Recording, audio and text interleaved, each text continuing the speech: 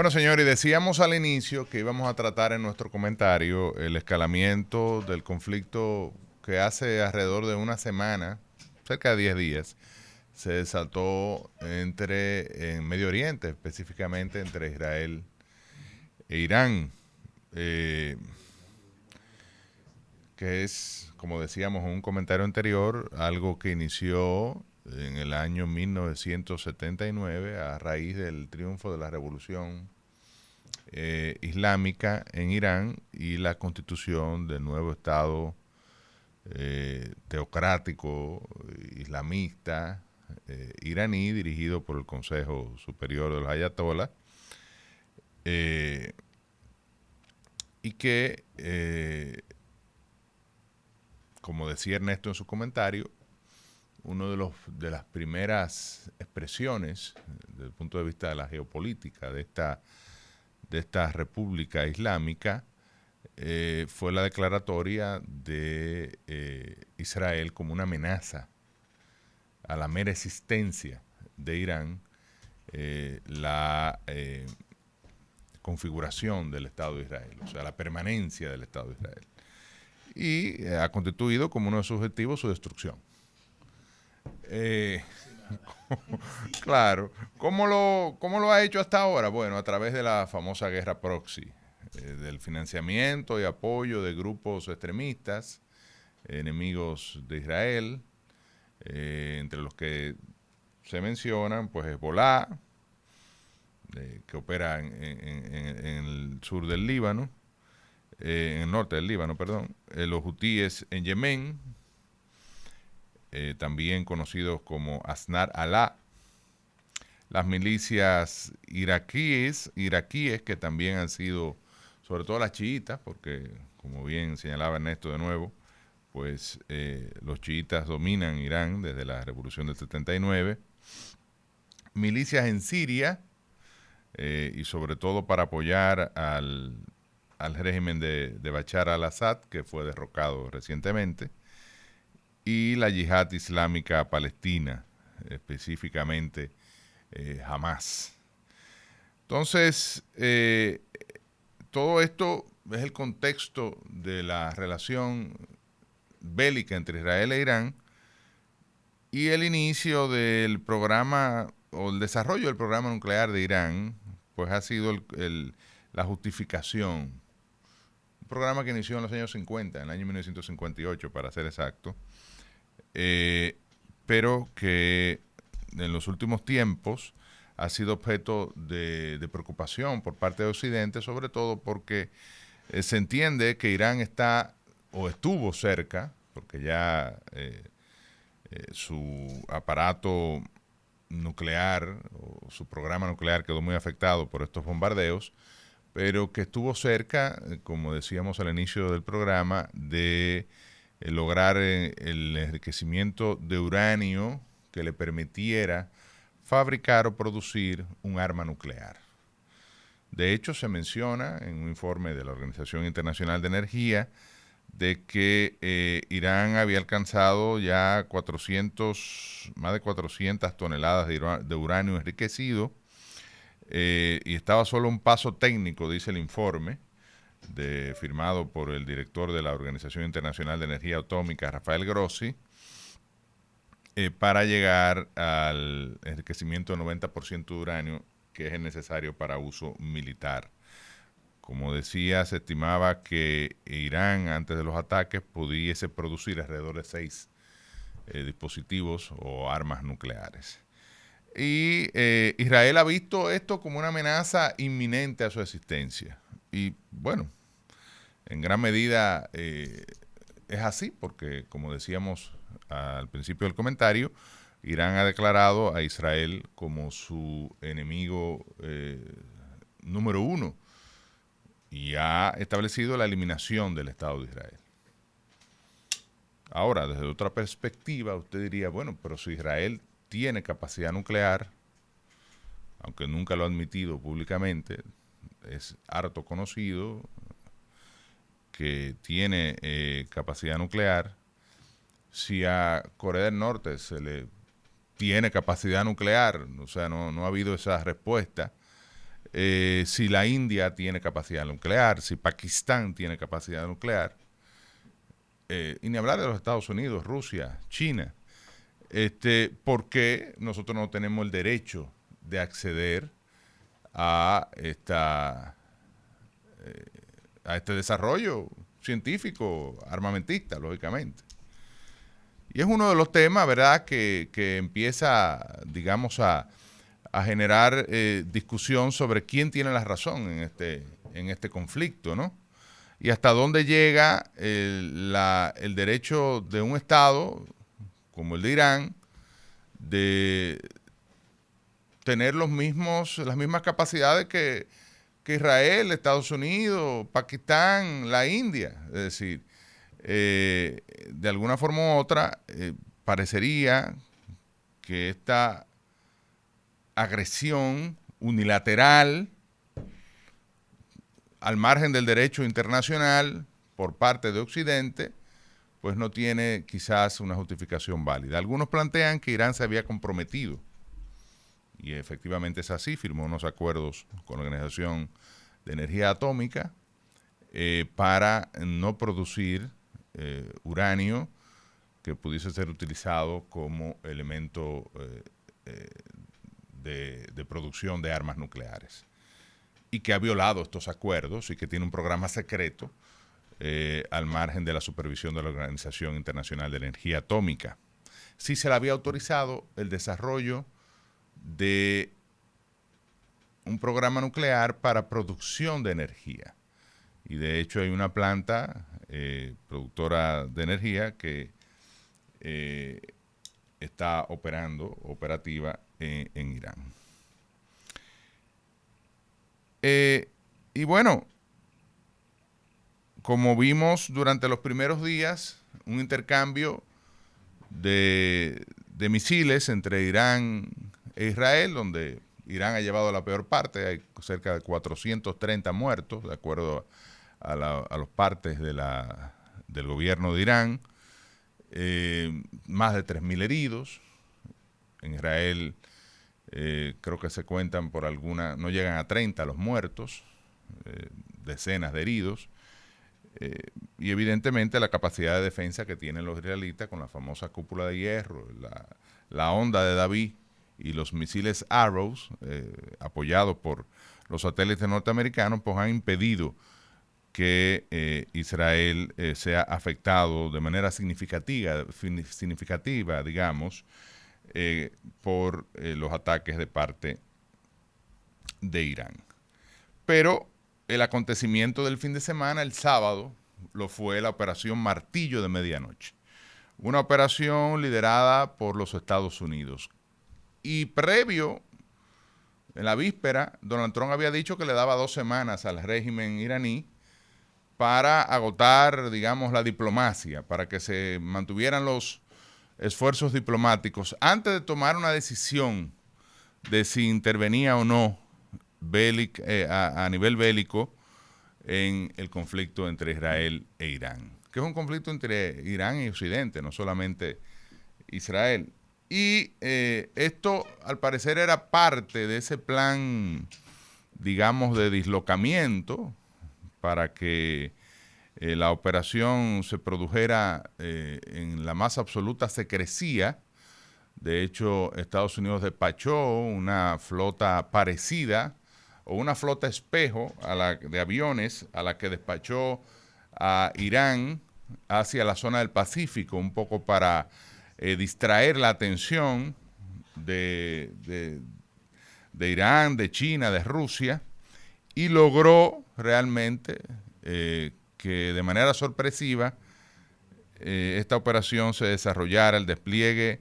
Esto conllevó el despliegue de más de 125 aeronaves, incluyendo los 7 bombarderos furtivos, de los cuales 3 ingresaron al cielo, al espacio aéreo iraní, y pues depositaron nada más y nada menos que 6 bombas de el desarrollo, que en este caso la GBU-57, que es la predecesora de la famosa MOAB, que es la Mother of All Bombs, es decir, la madre de todas las bombas. ¿Por qué? Porque es la bomba convencional, es decir, no nuclear, más potente y más grande del mundo, con cerca de 22.000 libras de peso y con un poder de detonación que le permite, en primer lugar, por su peso y la energía dinámica que produce al caer, penetrar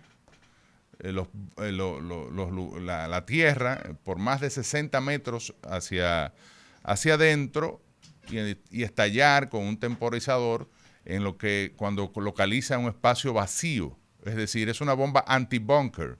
Y hay que decir que dos de los lugares, Natanz y Fordo, que son los lugares de enriquecimiento de uranio en Irán, están a cerca de 100 metros bajo tierra y por eso se utilizaron este tipo de bombas. Hay que decir que esto fue apoyado también por cerca de 30 cohetes Tomahawk disparados desde submarinos en aguas del Medio Oriente. Es decir, una operación realmente importante que ha escalado el conflicto y uno se pregunta, o digamos, la República Dominicana ve esto con preocupación como lo ve el resto del mundo, pero sobre todo uno se pregunta cuáles serían los efectos que pudiese vivir el país ante esta situación. Bueno, evidentemente, lo que no quiere nadie en el mundo y el temor subyacente es que esto escale aún más y que incluso con el riesgo, evidentemente, de que tenga proporciones nucleares, porque aunque se dice que se ha eliminado la capacidad de Irán de producir un arma atómica, es uranio en manos de un Estado fundamentalista que está convencido de que libra una guerra religiosa y que está siendo atacado, porque efectivamente Irán en este caso ha recibido la iniciativa de parte tanto de Israel como de Estados Unidos de ser atacado y debe producir una respuesta contundente. Claro, dentro de ese menú de opciones que tiene el ayatollah Ali Khamenei, habría que considerar que, y el Consejo Supremo de Irán, que gobierna ese país, de los ayatollah, uno tiene que pensar que son seres humanos con cierto nivel de raciocinio y que no apelarán a una solución final, ¿verdad? Pero subyace ese temor. Ahora, ¿cuál es la capacidad que tendría Irán de realmente producir una respuesta contundente al mundo? Bueno, el cierre del Estrecho de Hormuz. Incluso el anuncio del cierre del Estrecho de Hormuz ya tendría un impacto negativo de tal magnitud en los mercados internacionales que afectaría las principales economías del mundo. El 30% del petróleo que consume el mundo, pues proviene de esos países que están en el Medio Oriente, de Qatar, de Arabia Saudita, de Irak, Omán, el mismo Irán, que son productores de petróleo, Emiratos Árabes Unidos, y el acceso del mundo a ese petróleo es a través del Estrecho de Hormuz, porque es la salida marítima hacia el Océano Índico y al resto de los países que consumen petróleo. Países como China, que reciben el 90% de su consumo desde Irán, Corea, Japón, que son consumidores de petróleo del Medio Oriente, verían cortado el suministro y obligados a buscar petróleo en otros orígenes, en Estados Unidos, en Venezuela, en otros productores internacionales, y esto evidentemente generaría una presión a los precios. Ya los precios del petróleo han incrementado su valor en alrededor de un 20%. Vamos a ver ahora cuál es la cotización que tenemos actualmente. El Brent está por encima, acaba de marcar los $76 el barril, y el WTI alrededor de $75 el barril. aunque los mercados todavía, digamos que están cautos ante las posibles medidas que tome Irán, están, digamos que, en eso que dicen en la lucha libre, se estudian los pancracistas, es decir, están en un proceso de expectativa y no ha habido esa volatilidad que uno pudiese haber previsto, o la que se vivió por lo menos en la jornada del viernes. Hay una preocupación válida y ya el precio se ha incrementado de manera significativa. De hecho, en la República Dominicana esto empieza a poner presión.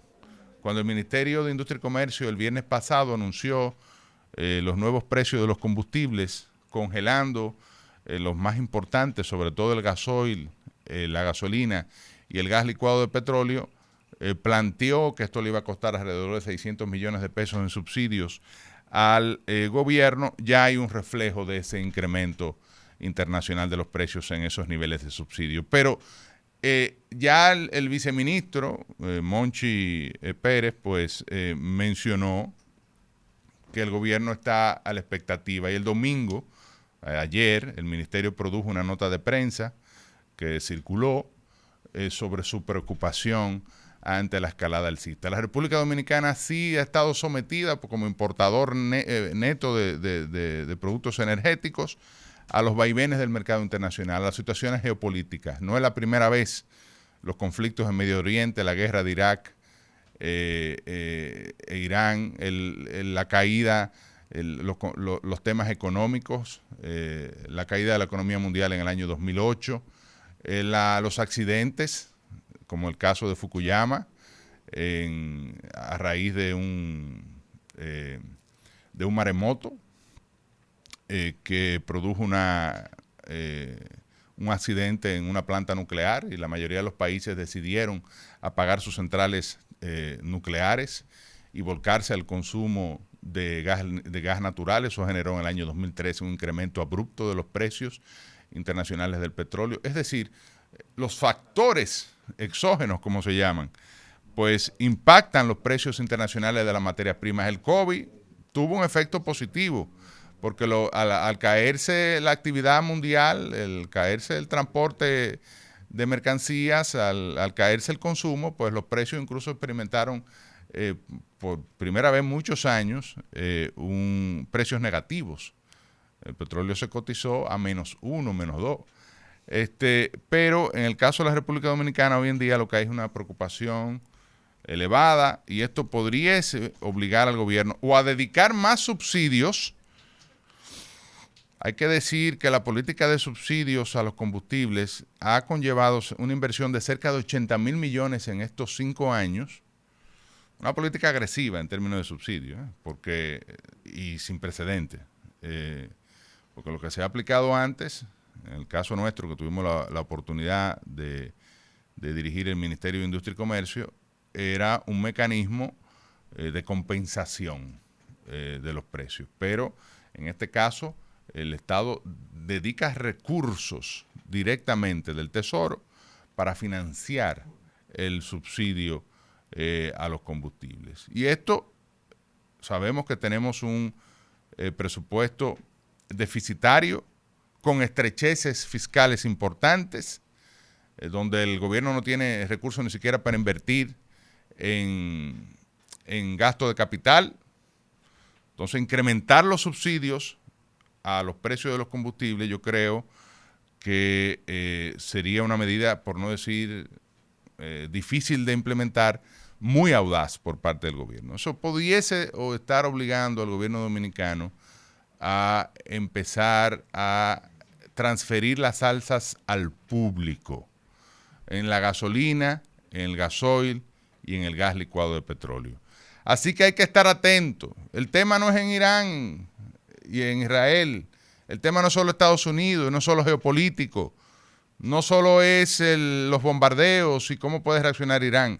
Es un tema económico que puede tener un serio impacto en la capacidad de pago, en el costo, en el índice de precios al consumo que afecta al mundo, pero sobre todo que afecta a los dominicanos específicamente por el impacto que esto puede tener en los precios del petróleo.